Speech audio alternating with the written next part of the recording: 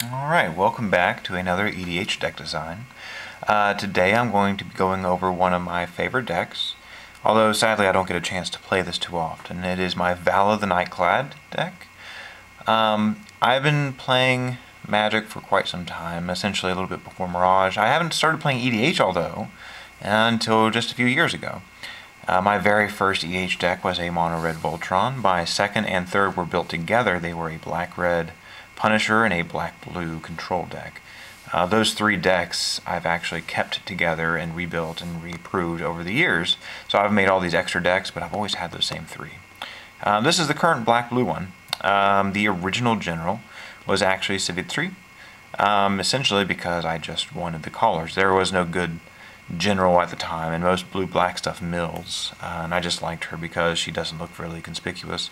It used to also be Sig, the River Cutthroat. He actually had his own deck split off for a while where I decided to run Ad Nauseam combo just for fun. That deck was funny as shit. Anyways, currently we're running Vela the Night-Clad. I kind of fell in love with the artwork. That's not always a good reason to run in general. But there's actually some pretty nifty things that she can do in the deck. This is a blue-black control deck, so I don't really plan on my opponent having too much of a ward state. So having an Intimidate general, what she is 6 mana, 4 a blue and a black, for a 4/4 Intimidate, which means she can't be blocked unless by artifact or creatures that are... Fear is black, so it has to be blue or black creatures that can block her or artifacts. But she also gives all my other creatures Intimidate. I don't have a lot of creatures, I don't care about that, but that means she herself can sometimes get through for general if I need to. Her other ability is when Vala or another creature I control pops out of the battlefield, I have each opponent lose 1. Most Vala decks I've seen, they try to do some kind of infinite combo where they're bouncing their creatures in and out because it's really good multiplayer if you're making all your opponents bleeding out. Those mechanics I've seen, they sound pretty good. The combo elements require a lot more than 2 cards, and I don't like combos that require more than 2 cards because that means it's a delicate combo. It's easier to break and harder to put together. So there's just a couple cards that are naturally good with Vala, and they happen to be in the deck, so I thought Vala would be a good match. And also that artwork is just fantastic. So let's start with the creatures. I do not like running too many creatures in my control style decks. Most of them are purely there for value. So talking about value, we have our Snapcaster. Baleful Strix is one of my new favorite cards. It was first printed in this Plane Chase thing and reprinted in the new Commander, blah blah blah. But entry, Flying Death Touch, draw a card, it's really good value. Glen is one of my favorite creatures. Again, no value on a stick. The Persist means I can counter 2 non-creature spells. This can really nerf over an opponent if they are not playing, or if they're playing just a lot of creatures. Going up against the other control deck, the first person to land this usually gains some kind of tempo advantage. Sad Robot is really good for ramp. Draining Welk is a creature that enters the battlefield and counters a spell. When it comes to spells, like instances that I can counter, there's about 17 in the deck, but I have a few other ways, like Glen and Draining Welk. I just like Draining Welk. I know a lot of people have bad feelings about this because of, well, another card you'll see in a few seconds. Duplicant is really good spot removal. Deadeye is the card that a lot of people don't like seeing with like Duplicant or Draining Welk. I mean, there's also Mystic Snake or Venser or all sorts of stupid shit you can put with Deadeye, like Palinchron. What Deadeye does, I'm sure you've seen it, but just to reemphasize, he pairs with a creature upon entry, and then you can pay 2 to flicker. So with Draining Welk, I can essentially counter any spell for 2 mana, repeatedly. He's also really good with the other draw guys, like the Strix and whatnot. Jin is in here kind of as an extra filler. I just wanted something like a late game if my combos are running out or something like that. It's kind of hard, although in my play group, this is a competitive build deck. Like not like one of my junky ones. I'm trying to win in this deck. I don't really care too much about what you all are playing. The only bad thing with Jenny is if they have a Reliquary Tower out, so I have to find some way of balancing that before he actually becomes useful. I do run Ulamog over Kozilek in this deck. I have lots of draw in the deck, so I don't really need Cozy. I'd rather have the removal, and Ulamog is kind of my favorite of the Eldrazi because that removal is really good. Thopter Assembly is actually the main combo of the deck. Again, this is kind of a cliche combo, something you've most likely already seen. He's 6 for a 5/5 flying. What he does is on my upkeep, if he's out already, and I have no Thopter tokens, he pops to my hand and I get 5 Thopter tokens. So we'll leave him over here for the combo to talk about later. As I said, I do like counters. This deck I'm actually just not holding back too much, and I'm just trying to have a deck where I win. So I have a lot of counters. I have some partial and a lot of hard counters. There's a lot of 2 mana costing counter spells in here. In fact, there's a lot of 2 mana counting instances in here, and you'll see why. You can probably guess with me just saying that. Counter Squall counters non-creature, and they lose 2. Muddle the Mixture counters an instant sorcery, but it also lets me tutor for something that costs 2 mana. The combo element that goes with this costs 2 mana. The artifact that I like abusing these counter spells with costs 2 mana. So this is actually a pretty decent tutor. Counter spell is the hard counter. Remand's kind of a hard counter, just lets me draw and a little good tempo there. Mana Leak makes him pay 3, really good early game. Negates another non-creature counter. Remove Soul is a creature counter. Perplex is a funny one. Sometimes this needs to come out, I think it does, because I do have a lot of ways of wrecking my opponent's hands in this deck. What it does is it counters a spell unless an opponent discards their entire hand. So it puts up some really awkward situations, and sometimes if I've already wrecked their hand, this is a dead counterspell. That's why the Perplex or the Transmute's really good. I can use it to go transmute something else I need. Undermine is a hard counter, makes them lose 3. Hinder is great for generals, put him on the bottom, as is Spell Crumple. Dissipate, I really like exiling things. That's kind of the only reason this is in here, just because I really, if there's a big threat, if you yourself have the Deadeye, I want to dissipate that as soon as possible. Dismiss is another spell that I kind of want to replace it with like a dissolve maybe. I like things that replace themselves, so a hard counter and a draw is kind of decent. Oftentimes, Cryptic Command may simply be a hard counter and a draw. Again, I really like exiling things, and Mind Break Trap is really good at doing that, especially if there's more than one thing on the stack. Rewind is your classic counter that untaps 4 lands, so it's like a free counter almost. Of course, we have the Cryptic, all the good things on the Cryptic. And finally, we have Desertion, another spell that I kind of think is too expensive, may take its way out of the deck. My play group has a lot of blinky ban effects right now. So taking control of something on their side of the table might not stay on my side of the table because it will probably just get bounced. I don't like changing my deck, any of my decks actually, to what my opponents are playing. So I'm probably going to fight myself and keep this in here because it is a good counter spell. It just gives me what they have. It's like Spelljack. I like Spelljack too, but for 6 mana for a counter spell, that's getting a little bit more out of range. And yeah. Going on to the rest of the spell and control package here.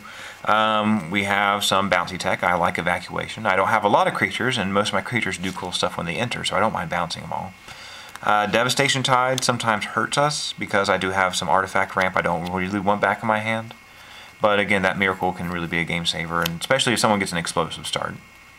Cyclonic Rift is one of my favorite bounces. A lot of people love and hate it at the same time for obvious reasons.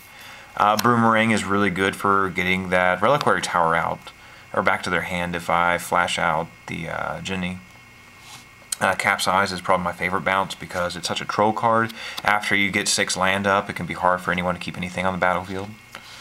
Far and Away is really fantastic. Since it's got printed, I try to put in every deck that could fit in. Returning Creature and Sacking, it's a good 2-for-1, especially if you can fuse them. Talking about 2-for-1, this Recoil can essentially become a Vindicate if they have no hand, but instantly returning any permanent, including a land, and making them discard something is pretty helpful. Blue Suns is in here for a really good draw. I know if I put Palancron in here, since I already have Deadeye and some tutors, I could go infinite and just deck some people. It's such a common and kind of boring combo, like even more common than like Thopter Assembly, that I thought it was just kind of pointless. And I'm kind of tired of Palancron. Like, I don't mind going up against him, but I'm just tired of running him myself. Like, it just sounds too Shadow of a Doubt is one of my favorite cards also. I'm enjoying this a lot in Modern right now. It could simply be 2 mana to destroy a land if someone goes to fetch a land. Because it replaces itself, it is no disadvantage there. Mana Short is another one of my favorite cards to run in blue. It's kind of like Silence before Silence was a card. On someone's upkeep, the opponent that has the best board state, just tap down on their lands before they even draw a card to make them play stuff at instant speed. I I normally don't run too many tutors, although the transmutes are great. I do run demonic because I like tutors that are cheap enough to cast something that I need. I might end up putting a vampiric tutor in here as well. Blatant Thievery is good for late game. If there's just something that I don't mind having on my side, I don't want to counter, I'll just take it. Rite of Replication is a fantastic value card. It's always fun to play clone effects in EDH, but what's one clone when you could have 5?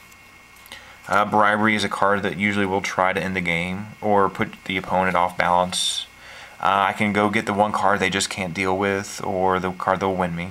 Fun enough, I can also get Gods, and if the board is just going super slow, I might end up getting someone's Keranos just to have some good advantage and fun there. Tidings is just a crappy draw card. It probably needs to be replaced. Mind Twist, although... Oh yeah, this used to be... Shit, what was this? Monomania? Yeah, I think this used to be a Monomania, and it just got to the point where I didn't really need Monomania in the deck. It's such a goofy card, it's not really good, because there's a lot of better things you can do instead of Monomania, like Mind Twist. So I've run Mind Twist and Mind Shatter, which is essentially the same thing as Mind Twist for 1 more black, where an opponent discards X cards at random. This is really good early game disruption, or even after you have 7 mana just to nuke their hand. Decree of Pain, and Life's Finale, and a Damnation, and a Black Sun Zenith. They are all of my board wipes for this deck. I used to run the, well, I have a small sideboard, some extra goofy cards. I used to run the new one with a Liliana in it, where you could make opponents pay life or something like that, but I didn't really need that many board wipes in the deck because I have so much denial. And these two are really good for removing cards from someone's deck and drawing cards. Going off to that, we have some permanents. So let's start with the enchantments and walkers.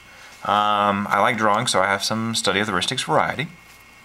I like playing things at instant speed, especially at the end of your turn, because if I can hold up the counter magic, that's always good. Then we have 2 walkers in the deck. I like exiling things, so Ashiok's earn a place, he, she, it, whatever the hell that thing is. It's like an asexual, like, spirit thing. But Tamio is actually my favorite walker that's not Liliana of the Dark Realms. It used to be Lily the Veil, but I kind of got bored seeing her. But Tamio is just fantastic. Everything about her is really good. If you ever get a favorable board position, you ultimate, there's no reason you should not win. Because essentially any counter spell, anything just keeps popping back to your hand. There's lots of just random shenanigans you can do with her, and she's really fantastic. I definitely suggest giving her a try if you're running blue anything.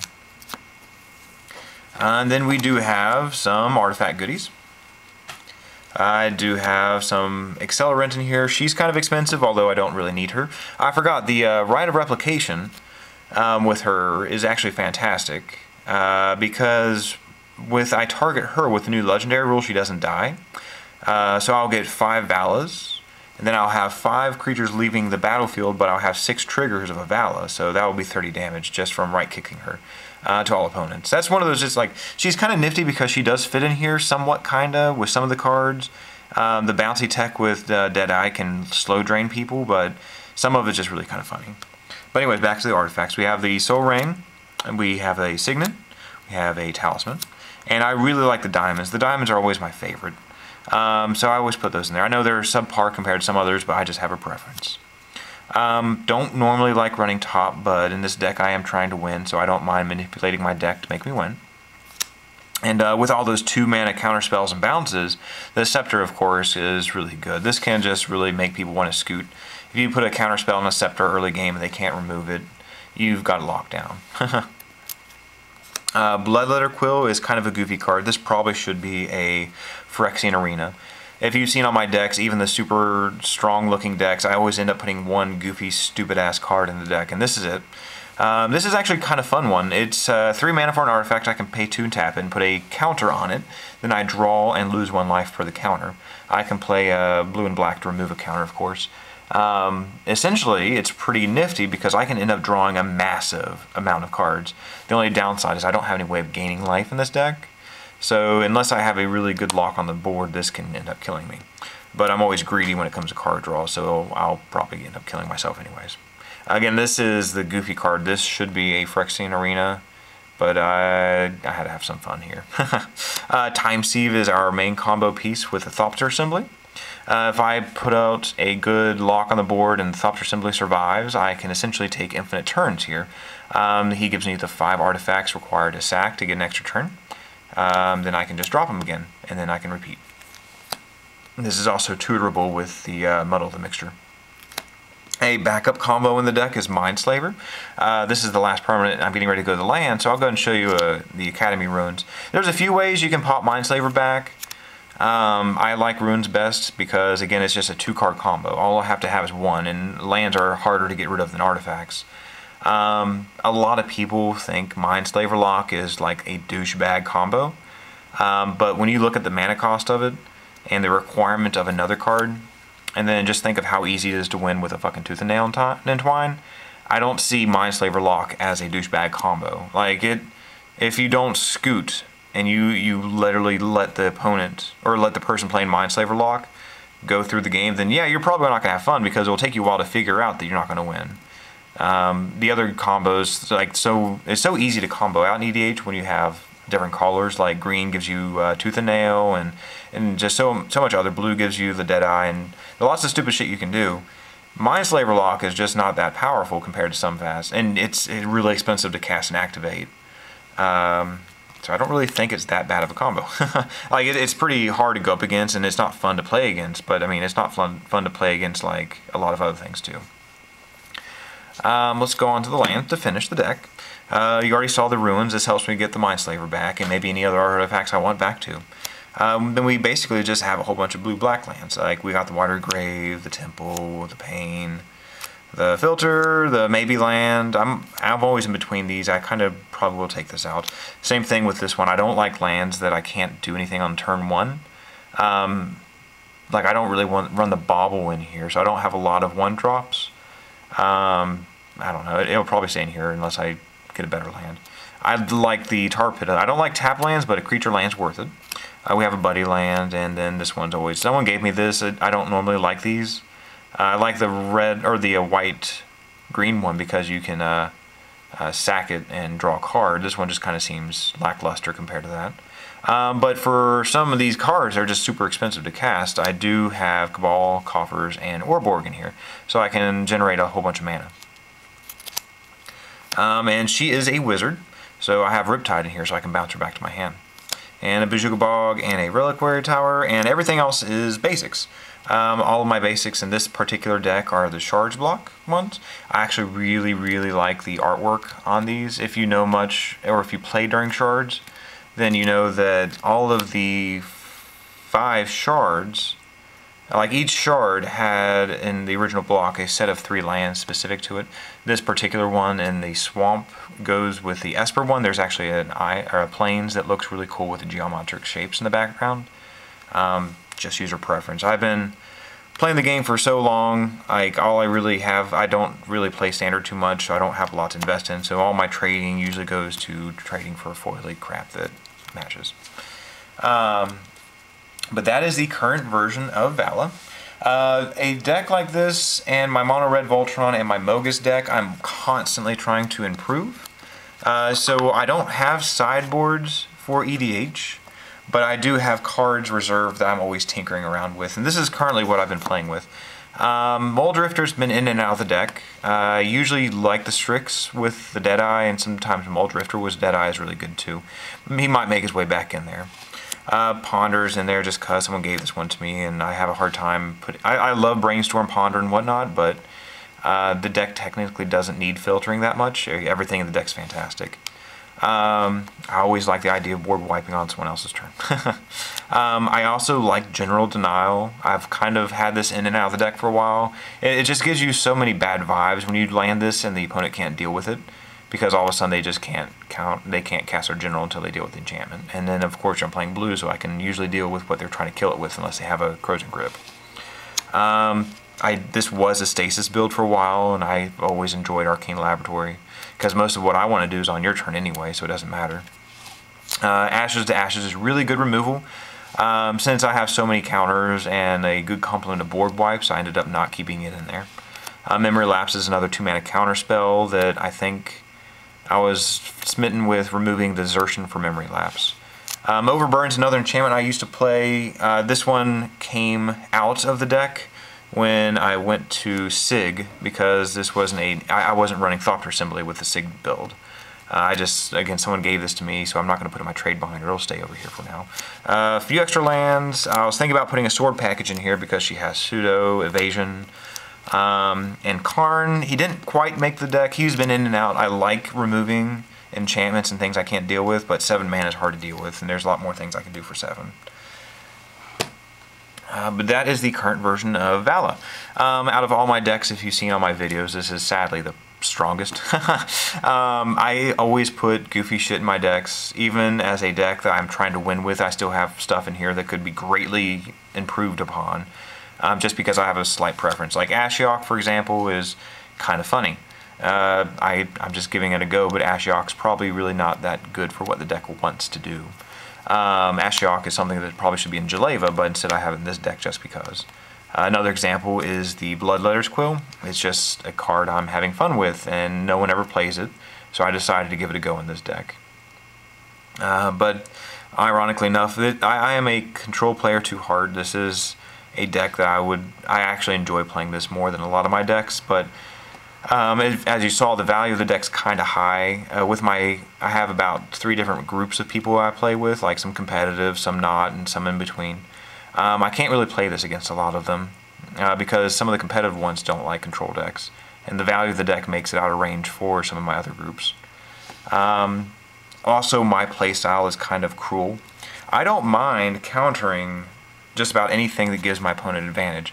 Like, I'll counter your Cultivate as soon as possible, because not only is that probably going to fix your lands, but it's a card that gives you 2-for-1 advantage, and any card that gives you advantage is something I want to counter.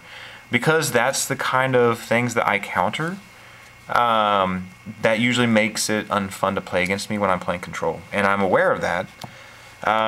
So the 2 options there are for me to not play control or for me not to play you.